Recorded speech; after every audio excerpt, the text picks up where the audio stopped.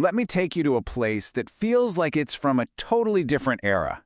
It's loud, it's chaotic, it's a traditional Japanese fish market. But this isn't a history lesson. Nope. This is a deep dive into a company that is quietly and absolutely schooling some of the biggest, most modern retail giants on the entire planet. I mean, think about it. We're living in an age of total automation, right? Every business out there is chasing efficiency, trying to be more streamlined, building that slick online experience. You'd think the most successful retailer today would have to be some kind of tech company. But what if it's not? What if it's this? This is Kakujo-Gyorui, a fish market that, yeah, looks like it belongs in another century. But you really can't let that old-school vibe fool you. Their business model might just be the secret key to the future of retail, and maybe even the future of work itself. And the story of how they do it? Well, it's just full of these wild contradictions. Get this. Fish consumption in Japan is actually going down, but Kakujo's sales? They're climbing year after year. While all their competitors are cutting staff to save a buck, Kakujo is doubling down, investing in highly skilled, full-time pros. And while the rest of the world is obsessed with efficiency, Kakujo's messy, inefficient approach is generating profits that are just staggering. So, what is going on here? What's the secret sauce? Well, in this explainer, we are going to pull back the curtain on this incredible company and see what we can learn from a fish market that's completely rewriting the rules of modern business. All right, first up, the unbeatable fish market. Before we get into the how, let's just take a moment to appreciate how ridiculously dominant this old-fashioned model really is. The results are pretty mind-blowing. So on one side, you've got the whole Kakujo experience. It's loud, it's a bit of a show, you've got these experts breaking down massive fish right in front of you, and you're actually talking to the person who's selling you the product. On the other side, you've got the average supermarket. It's quiet, sterile, everything's wrapped in plastic, and the main goal is to get you in and out as fast as possible. I mean, they couldn't be more different. Okay, now here is where it gets nuts. Look at the results of these two approaches. Kakujo-Gyorui is pulling in an operating profit margin of around 9%. Now, compare that to a retail titan like Aeon at a measly 1.8%, or even the incredibly successful 7 & I, the company behind 7-Eleven, at 6.4%. Kakujo isn't just surviving, it is absolutely dominating its modern competition. So how on earth do they do it? Well, it all comes down to their core philosophy. See, instead of fighting the unpredictability of nature, they just lean right into it. They figured out how to turn the chaos of the ocean into their single greatest strength. The secret is a Japanese concept called isengai.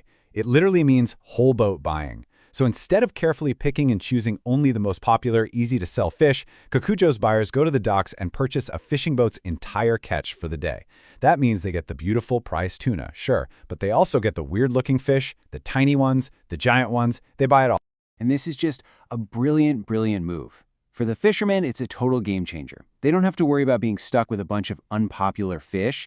They get a guaranteed paycheck no matter what.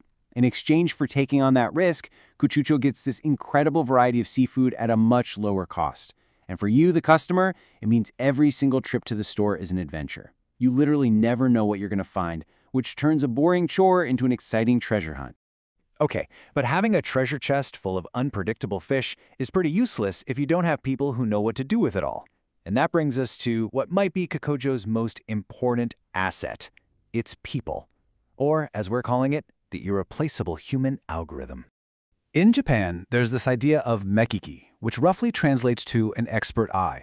But at Kakujo, it's so much more than just spotting the highest quality tuna. It's this complex, dynamic algorithm running inside a human brain that is constantly calculating, okay, given this specific fish, on this specific day, with these specific customers in my store, what is the absolute best way to prepare it and sell it to create the most possible value? And this creates a fundamentally different way of operating. In a normal supermarket, variability is a problem. It's noise that needs to be eliminated through standardization, and all the big decisions are made at some central head office. But at Kakujo, that variability is where all the value comes from, and the power to make decisions is given to the pros right there on the shop floor.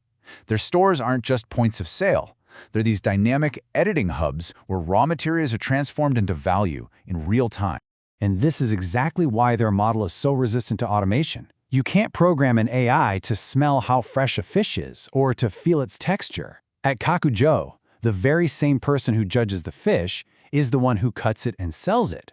And they're making that call based on constantly shifting factors, like the weather or even the general mood of the customers that day. The feedback loop is instant. Either the fish sells or it doesn't. It all leads to this incredibly powerful idea about the future of work, and it's summed up perfectly here. Jobs that are just brain or just hands will vanish. Jobs that integrate brain times senses times hands will remain. What the people at Kakujo do every single day is the perfect embodiment of that idea. Now, you might be thinking a business this traditional and human-centric must be a logistical nightmare. But actually, behind that chaotic storefront is a surprisingly modern and, frankly, a ruthlessly efficient machine. It's all built around one single goal: eliminating waste. They call it the Day Zero Delivery Pipeline. Fish are bought at the port in Niigata in the wee hours of the morning, loaded immediately onto their own fleet of trucks, and arrive at their stores in the Tokyo area that very same afternoon, sometimes in just 8 hours. This completely cuts out the middlemen, which means the fish on their counters is often a full day fresher than anything you'd find at a typical supermarket. And the result of this entire system? A food waste rate of just 0.05%. Let me say that again because it's just wild. 0.05%. It's a number so small it's hard to believe. Just to put that into perspective for you, the average supermarket seafood department wastes 8.1% of its inventory. That's over 160 times higher. Kakujo isn't just a little more efficient, they are playing a completely different sport. So how on earth do they pull it off? They use a process you could call cascading utilization. They start by selling the fish whole, right when it's at its absolute freshest. Whatever doesn't sell by a certain time gets processed into beautiful fillets. The fillets that are still left over get transformed into high-margin items like marinated fish or fried snacks. And finally, the very last pieces are cooked into prepared meals like sushi and bento boxes. Every single part of the fish finds a home. What would be waste everywhere else is constantly being turned into profit. Okay, so let's zoom out. Let's look at the really big picture here. What can this one-of-a-kind fish market teach all of us about the future of business, especially in the age of AI? This is what we're calling a blueprint for tomorrow. What the Kakujo model really represents is a whole new kind of company, what you might call a real-time adaptive enterprise. This is a business that's not designed to eliminate unpredictability, but to actually harness it. It uses empowered, intelligent humans on the ground to interpret chaos in real time and turn it directly into value. And that, right there, is the ultimate takeaway from all of this. Maybe the future of human value isn't about trying to compete with AI on logic and processing power.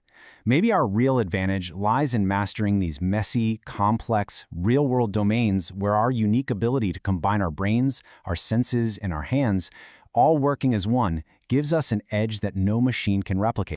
Which really just leaves us with one last big question.